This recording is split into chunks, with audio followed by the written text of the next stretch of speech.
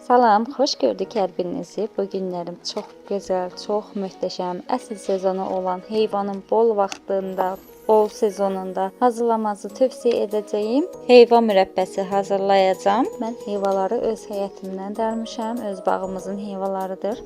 Gördüyünüz kimi heyvalar çox böyük, necə sapsarı, iri alınıbdır. Bu il bol bərəkətli gətiribdir. Allah hər kəsin malını, rızqını bol bərəkətli etsin inşallah. Mən ilk öncə heyvaları dərməkdən başlayıram. Havanın yaxşı günləşdi olmağından istifadə edib heyvaları dərməyə başlayıram. Heyvaların hamısını dərmədim. Yəni aşağı hissəsində olanlar biraz yetişməmişdi.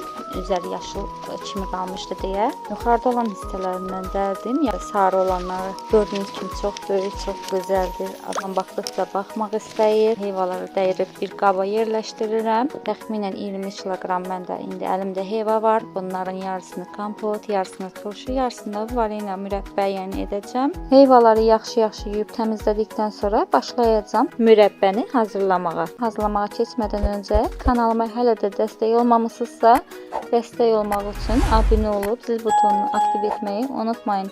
Videolarımı bəyənmisinizsə, bəyənmə işarəsinə toxunaraq like edə bilərsiniz və videolarımı sonacan izləməyi unutmayın. Videolarımı sonacan izləmiş olsanız mənə qat-qat dəstək olmuş olarsınız və məndən hansı resepti gözləyirsinizsə, videonun alt hissəsində rəy bölməsini yazmağı unutmayın. Sizdən gələn hər bir rəy mənim üçün çox dəyərlidir. Fikirlərinizi mənimlə bölüşsəniz çox sevinərəm.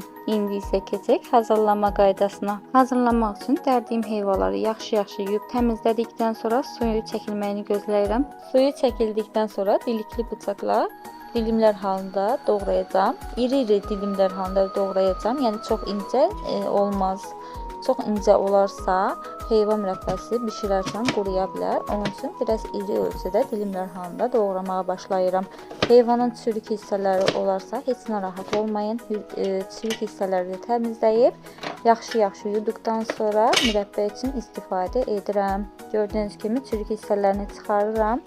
Çürük hissələrini çıxardıb atıram. Əgər tumlu hissəsindən sağlam hissəsi olarsa qış üçün qurudub saxlayacağam. Bildiyiniz kimi heyvanın özü qədər tumu da çox faydalıdır. Öskürək üçün çox xeyirlidir. Onun üçün qışda dəmləyib içmək olar. Bu qaydada gördüyünüz kimi xırda-xırda deyil də, yəni orta ölçüdə doğrayıram heyvaları. Daha sonra isə bir qabın içərisinə əlavə edirəm. Ən sonda isə hamısını birlikdə soyuq suda yuyacağam, təmizləyəcəm. Heyvalarımı doğramaya davam edirəm və bu arada sizlərin hər birinizə təşəkkür edirəm ki, sizlərin sayəsində mənim kanalım 4000 abunəyə çatıbdır.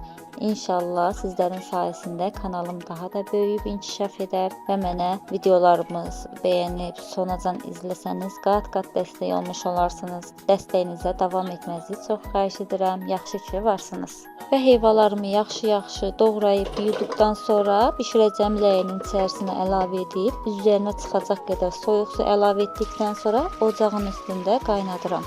Heyvalar qaynadıqca qarışdırmaq lazımdır ki, hər tərəfi eyni qaydada bişsin deyə. Heyvalar ta ki yumuşalıncaya dək qaynadacağam. Daha sonra isə üzərinə çulaya-çula şəkər tozu əlavə edəcəm. Heyvalar artıq qaynamağa başlayıbdır. Gördüyünüz kimi qaynadıqca hər tərəfini yaxşı-yaxşı qarışdırıram. Əzilməyindən heç narahat olmayın, əzilməyəcəkdir. Yəni daha da yaxşı qaynayıb, daha da yaxşı yumuşalacaqdır. Gördüyünüz kimi artıq burada yoxlayıram. Heyvanın tam bişdiyindən əmin olduqdan sonra üzərinə şəkər tozu əlavə edirəm. Mənim heyvalarım 3 kilo olduğu üçün 3 kiloqram şəkər tozu əlavə edib, ta ki üzərindən iri qabarcıqlar əmələ gəlib mürəbbəm hazır olduqdan sonra ocağın altını söndürəcəm. Şəkər tozunu əlavə etdikdən sonra 5-10 dəqiqə qaynamağını gözləyirəm ki, mürəbbənin içərisində olan şəkər tozu tamamilə həll olunsun. Daha sonra isə üzərinə yığılan köpüklərini yığmağa başlayıram. Mürəbbənin üzərində olan köpükləri yaxşı-yaxşı yığmaq lazımdır ki, mürəbbənin bançalara yığarkən içərisində köpük qalarsa qıcqırda bilər və artıq görürük ki, mürəbbəmiz parıldayır. Bu da deməkdir ki, artıq mürəbbəmizin məti parlayır, şirəsi hazırdır. Biraz da qaynadıb ocağın altını söndürəcəm. Artıq mürəbbəmin üzərindən iri-iri qabarcıqlar əmələ gəlir mənim. Ocağın altını söndürürəm. artıq mənim mürəbbəm hazırdır. Çox gözəl, rəngi qıpqırmızı, yumuşaq heyva mürəbbəsi hazırladım. Əminəm ki, sizlər də çox bəyənəcəksiniz. Əminəm ki, sizlər də bəyənib hazırlayacaqsınız. Hazırlayacaq olanlara öncədən nuş olsun deyirəm. Və bançalar, sterilize edilmiş bançalara qaynar yığıb qapaqlarını çip şəkildə bağlayacağam mürəbbəmi.